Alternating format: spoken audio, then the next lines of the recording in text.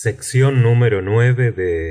El libro de las mil noches y una noche, volumen 2, grabado por Víctor Villarraza. Relato del médico judío.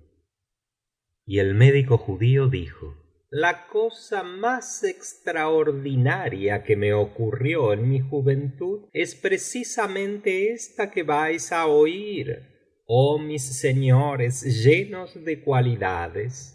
Estudiaba entonces medicina y ciencias en la ciudad de Damasco, y cuando tuve bien aprendida mi profesión, empecé a ejercerla y a ganarme la vida. Pero un día entre los días, cierto esclavo del gobernador de Damasco vino a mi casa y diciéndome que le acompañase me llevó al palacio del gobernador, y allí, en medio de una gran sala, vi un lecho de mármol chapeado de oro. En este lecho estaba echado y enfermo un hijo de Adán. Era un joven tan hermoso que no se habría encontrado otro como él entre todos los de su tiempo. Me acerqué a su cabecera y le deseé pronta curación y completa salud, pero él sólo me contestó haciéndome una seña con los ojos, y yo le dije: Oh mi señor, dame la mano. Y él me alargó la mano izquierda, lo cual me asombró mucho, haciéndome pensar: por Alah, qué cosa tan sorprendente. He aquí un joven de buena apariencia y de elevada condición, y que está sin embargo muy mal educado. No por eso dejé de tomarle el pulso, y receté un medicamento a base de agua de rosas, y le seguí visitando hasta que, pasados 10 días, recuperó las fuerzas y pudo levantarse como de costumbre. Entonces le aconsejé que fuese al hammam y que después volviese a descansar. El gobernador de Damasco me demostró su gratitud regalándome un magnífico ropón de honor y nombrándome no sólo médico suyo, sino también del hospital de Damasco. En cuanto al joven, que durante su enfermedad había seguido alargándome la mano izquierda, me rogó que le acompañase al hammam que se había reservado para él solo, prohibiendo entrar a los demás clientes. Y cuando llegamos al hammam, se acercaron los criados del joven, le ayudaron a desnudarse, cogiendo su ropa y dándole otra limpia y nueva.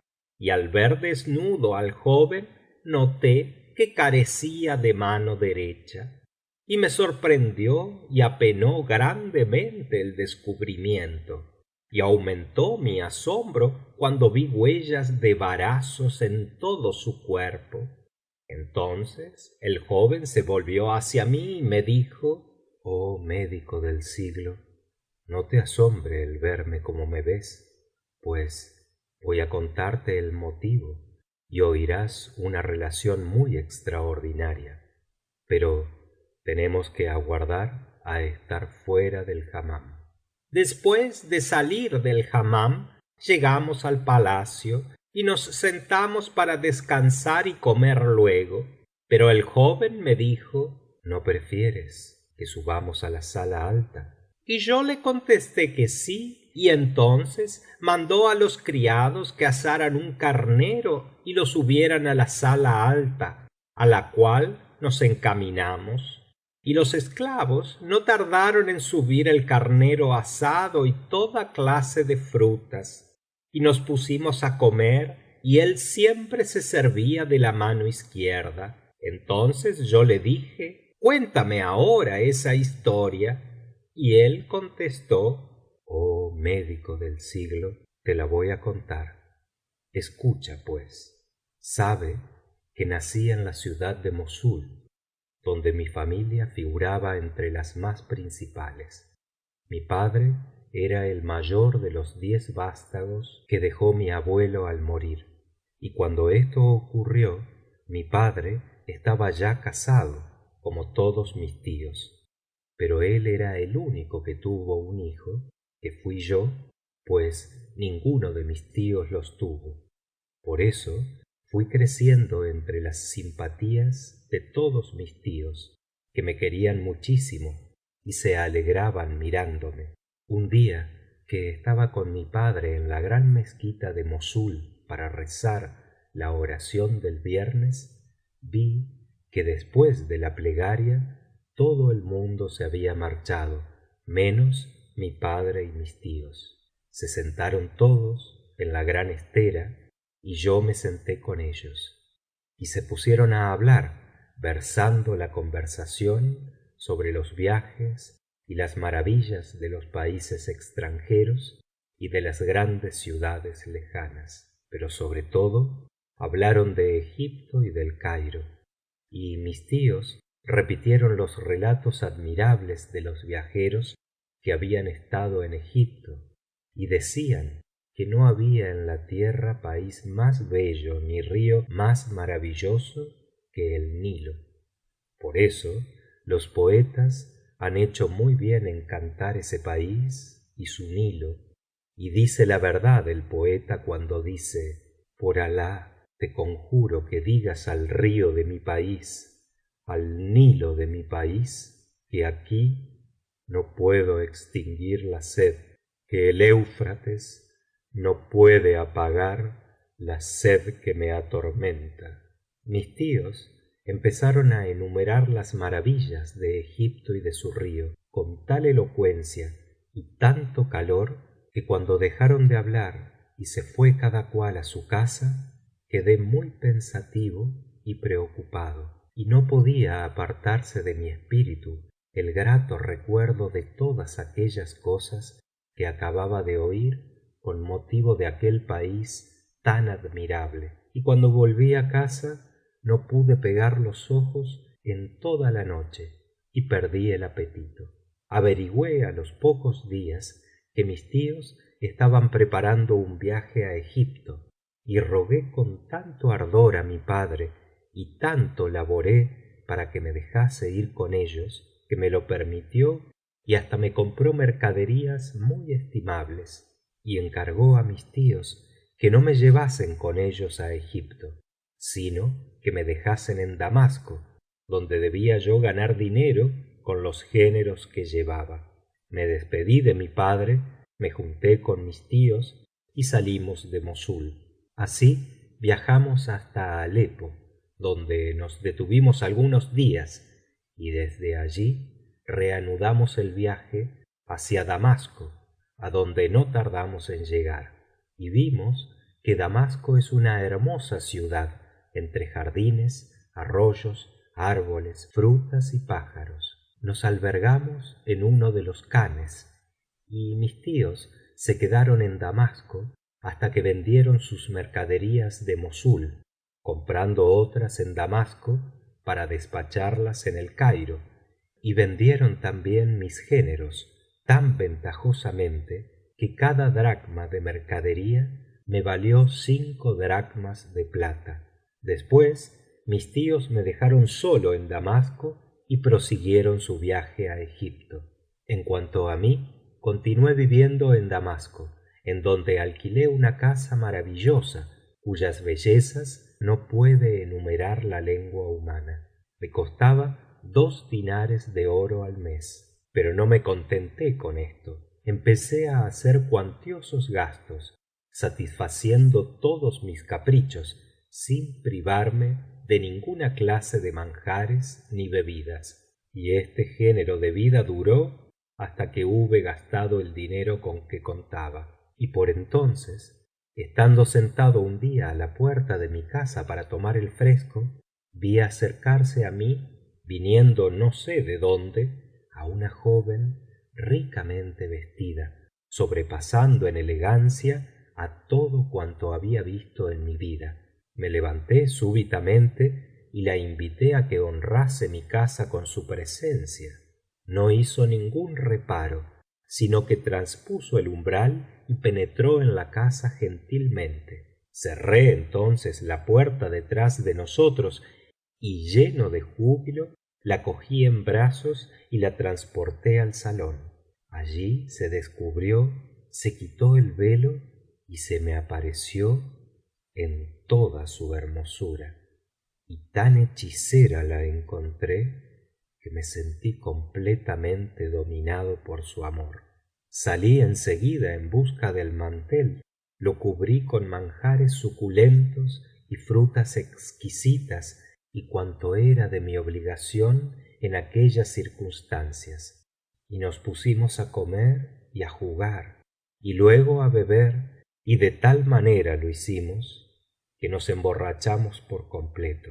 La poseí entonces, y la noche que pasé con ella hasta la mañana se contará entre las más benditas. Al día siguiente creí que hacía bien las cosas ofreciéndole 10 dinares de oro, pero los rechazó y dijo que nunca aceptaría nada de mí. Después me dijo: y ahora, oh querido mío, sabe que volveré a verte dentro de 3 días al anochecer.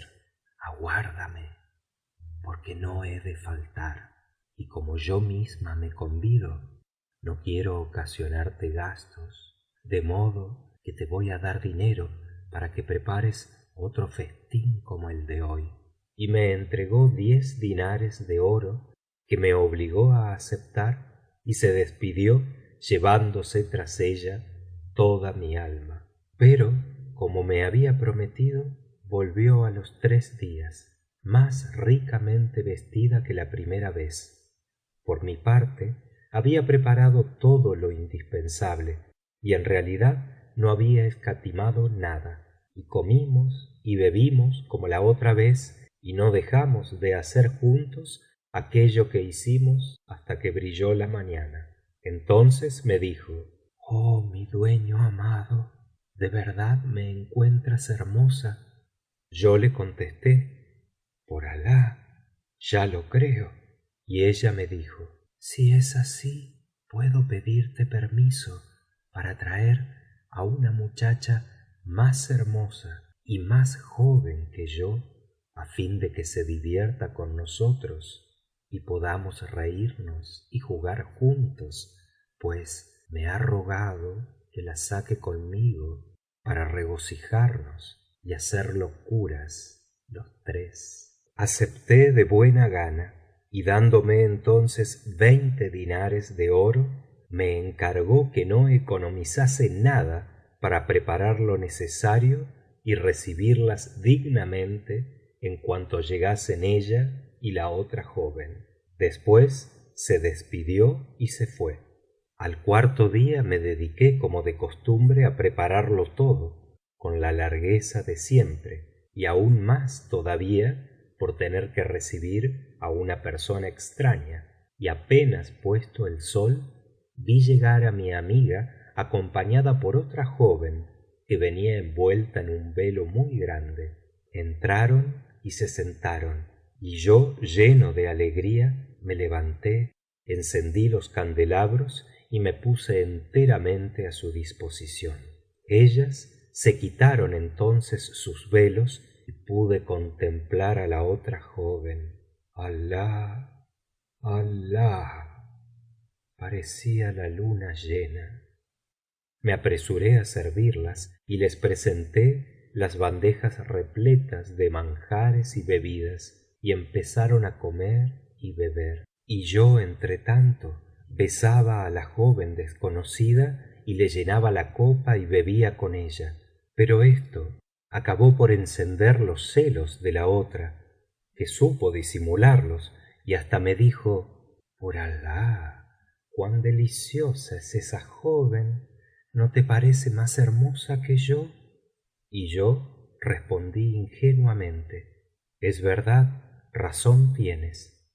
Y ella dijo: pues cógela y ve a dormir con ella, así me complacerás. Yo respondí: respeto tus órdenes y las pongo sobre mi cabeza y mis ojos. Ella se levantó entonces y nos preparó el lecho invitándonos a ocuparlo. y después me tendí junto a mi nueva amiga y la poseí hasta por la mañana. Pero he aquí que al despertarme me encontré la mano llena de sangre y vi que no era sueño sino realidad. Como ya era de día claro, quise despertar a mi compañera dormida aún, y le toqué ligeramente la cabeza, y la cabeza se separó inmediatamente del cuerpo y cayó al suelo. En cuanto a mi primera amiga, no había de ella ni rastro ni olor. Sin saber qué hacer, estuve una hora recapacitando, y por fin me decidí a levantarme para abrir una huesa en aquella misma sala. Levanté las losas de mármol, empecé a cavar e hice una olla lo bastante grande para que cupiese el cadáver, y lo enterré inmediatamente. Cegué luego el agujero y puse las losas lo mismo que antes estaban. Hecho esto, fui a vestirme, cogí el dinero que me quedaba, salí en busca del amo de la casa y pagándole el importe de otro año de alquiler le dije: tengo que ir a Egipto, donde mis tíos me esperan, y me fui precediendo mi cabeza a mis pies. Al llegar al Cairo encontré a mis tíos, que se alegraron mucho al verme y me preguntaron la causa de aquel viaje, y yo les dije: pues únicamente el deseo de volverlos á ver y el temor de gastarme en Damasco el dinero que me quedaba.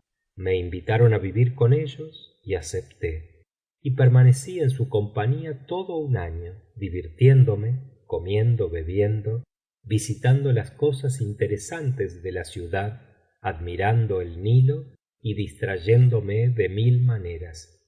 Desgraciadamente, al cabo del año, como mis tíos habían realizado buenas ganancias vendiendo sus géneros, pensaron en volver a Mossul, pero como yo no quería acompañarlos, desaparecí para librarme de ellos, y se marcharon solos, pensando que yo habría ido a Damasco para prepararles alojamiento, puesto que conocía bien esta ciudad. Después seguí gastando y permanecí allí otros 3 años, y cada año mandaba el precio del alquiler a mi casero de Damasco. Transcurridos los 3 años, como apenas me quedaba dinero para el viaje y estaba aburrido de la ociosidad, decidí volver a Damasco. Y apenas llegué, me dirigí a mi casa y fui recibido con gran alegría por mi casero, que me dio la bienvenida y me entregó las llaves, enseñándome la cerradura intacta y provista de mi sello. Y efectivamente entré y vi que todo estaba como lo había dejado. Lo primero que hice fue lavar el entarimado para que desapareciese toda huella de sangre de la joven asesinada, y cuando me quedé tranquilo me fui al lecho para descansar de las fatigas del viaje, y al levantar la almohada para ponerla bien, encontré debajo un collar de oro con 3 filas de perlas nobles. Era precisamente el collar de mi amada, y lo había puesto allí la noche de nuestra dicha, y ante este recuerdo derramé lágrimas de pesar y deploré la muerte de aquella joven. Luego oculté cuidadosamente el collar en el interior de mi ropón. Pasados 3 días de descanso en mi casa, pensé ir al zoco para buscar ocupación y ver a mis amigos.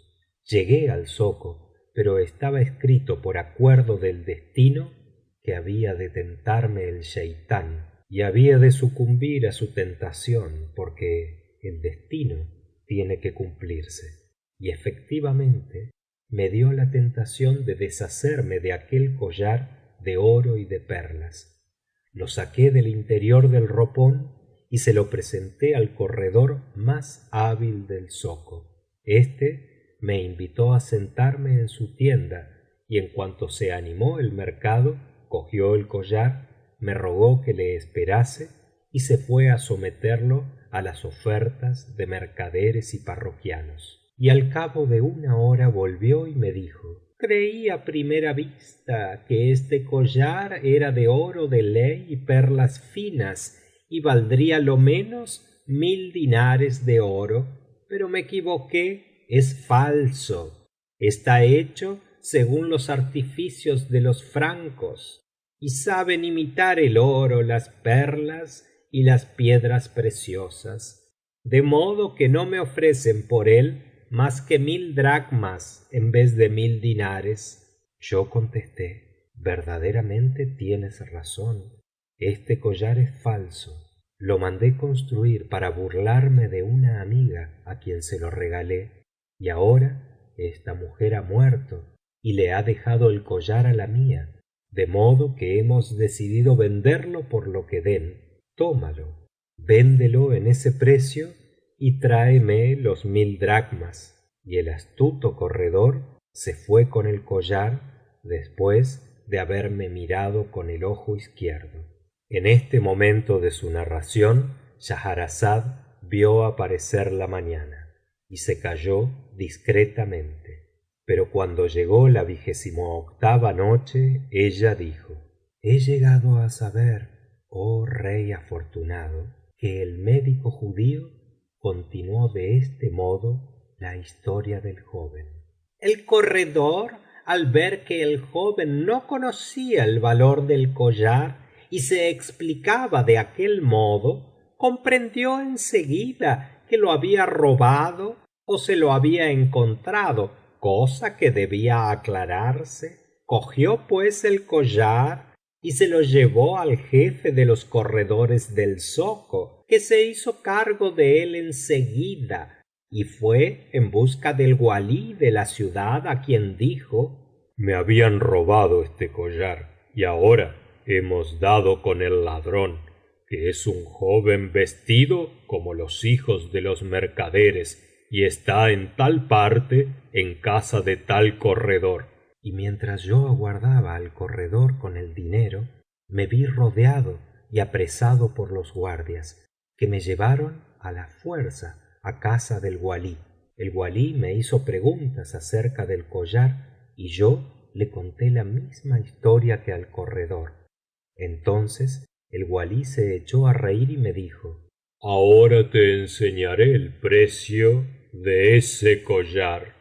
E hizo una seña a sus guardias, que me agarraron, me desnudaron y me dieron tal cantidad de palos y latigazos que me ensangrentaron todo el cuerpo. Entonces, lleno de dolor, les dije: os diré la verdad, ese collar lo he robado. Me pareció que esto era preferible a declarar la terrible verdad del asesinato de la joven, pues me habrían sentenciado a muerte y me habrían ejecutado para castigar el crimen.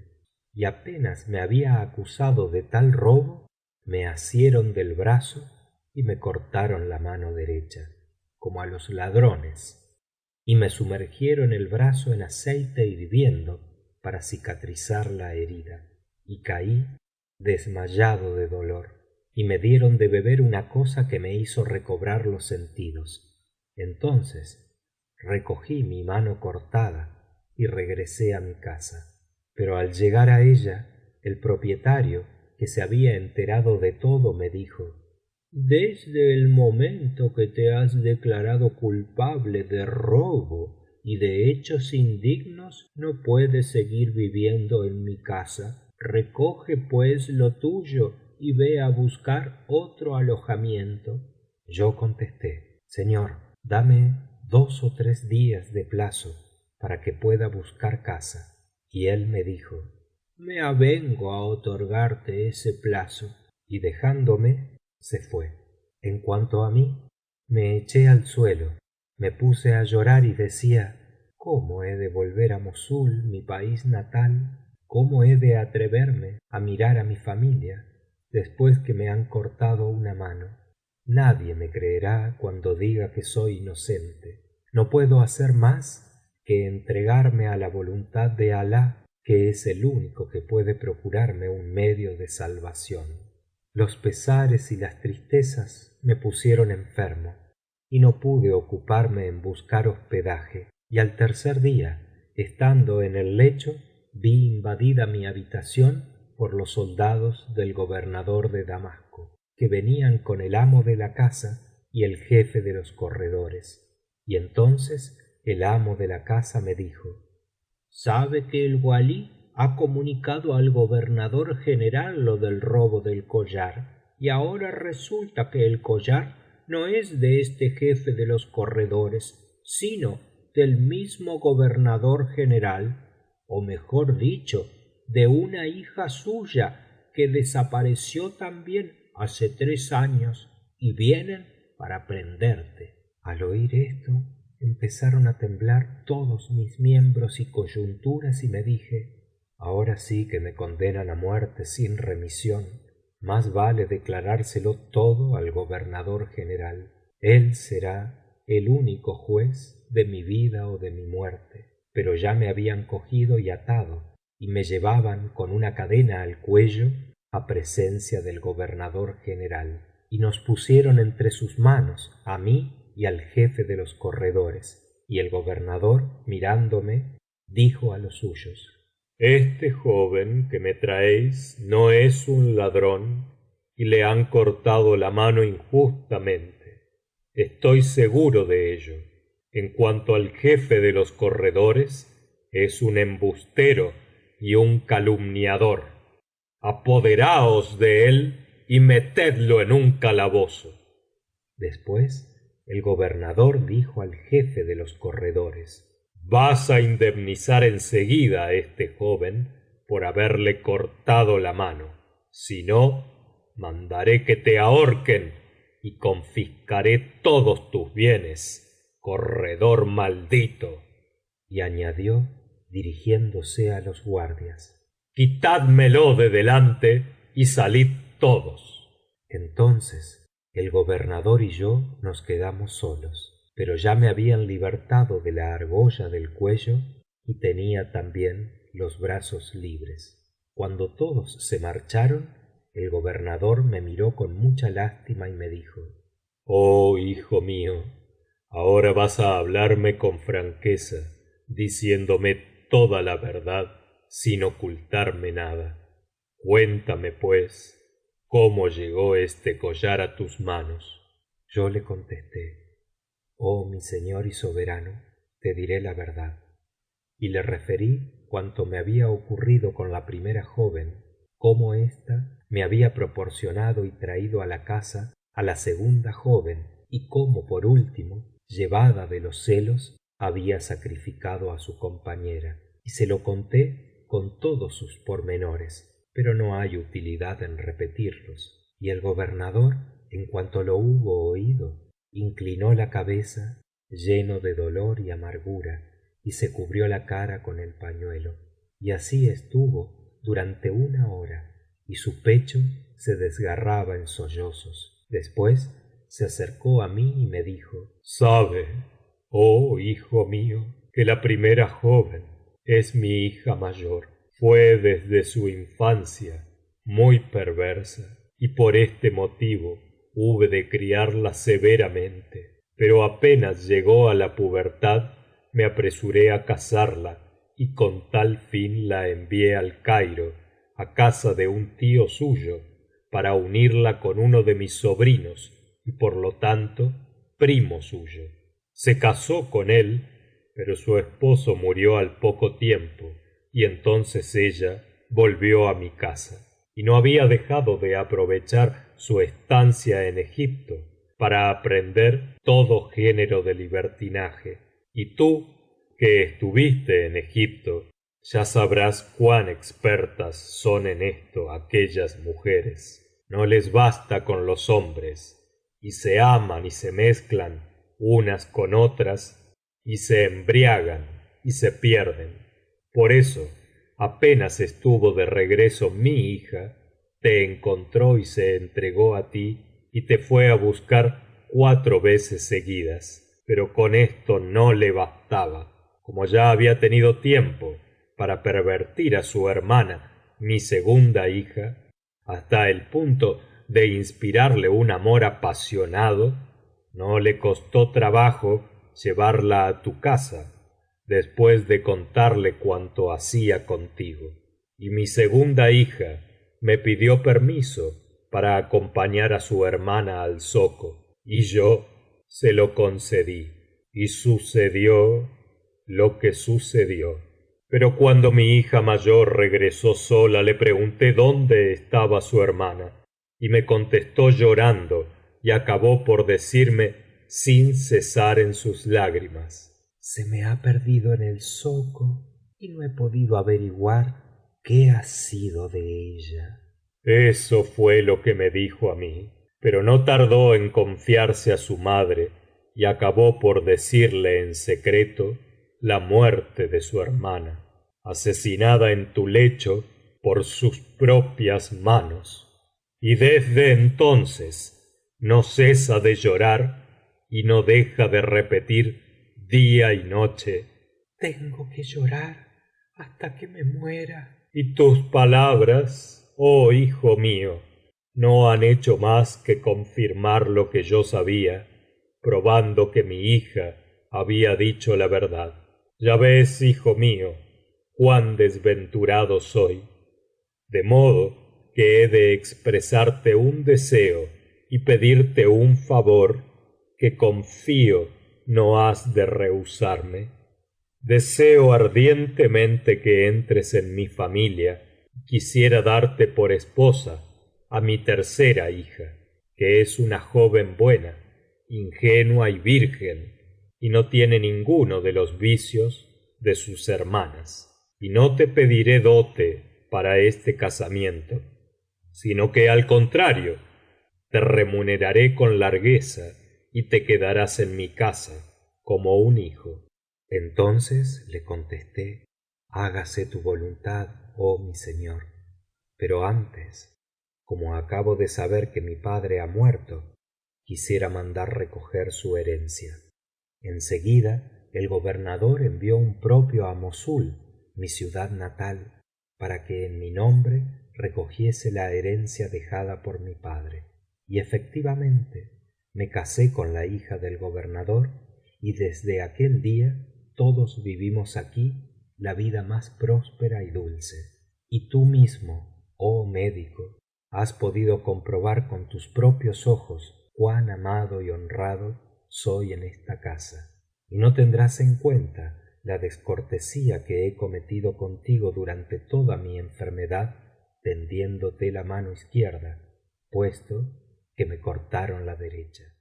En cuanto a mí, prosiguió el médico judío, mucho me maravilló esta historia y felicité al joven por haber salido de aquel modo de tal aventura, y él me colmó de presentes y me tuvo consigo 3 días en palacio y me despidió cargado de riquezas y bienes. Y entonces me dediqué a viajar y recorrer el mundo para perfeccionarme en mi arte, y he aquí que llegué a tu imperio, oh rey espléndido y poderoso. Y entonces fue cuando la noche pasada me ocurrió la desagradable aventura con el jorobado. Tal es mi historia. Entonces el rey de la China dijo: esa historia, aunque logró interesarme, te equivocas, oh médico, porque no es tan maravillosa ni sorprendente como la aventura del jorobado. De modo que no me queda más que mandaros ahorcar a los 4, y principalmente a ese maldito sastre que es causa y principio de vuestro crimen. Oídas tales palabras, el sastre se adelantó entre las manos del rey de la China y dijo: oh rey lleno de gloria, antes de mandarnos ahorcar, permíteme hablar a mí también, y te referiré una historia que encierra cosas más extraordinarias que todas las demás historias juntas, y es más prodigiosa que la historia misma del jorobado. Y el rey de la China dijo: si dices la verdad, os perdonaré a todos, pero desdichado de ti si me cuentas una historia poco interesante y desprovista de cosas sublimes, porque no vacilaré entonces en empalaros a ti y a tus tres compañeros, haciendo que os atraviesen de parte a parte, desde la base hasta la cima. Entonces el sastre dijo: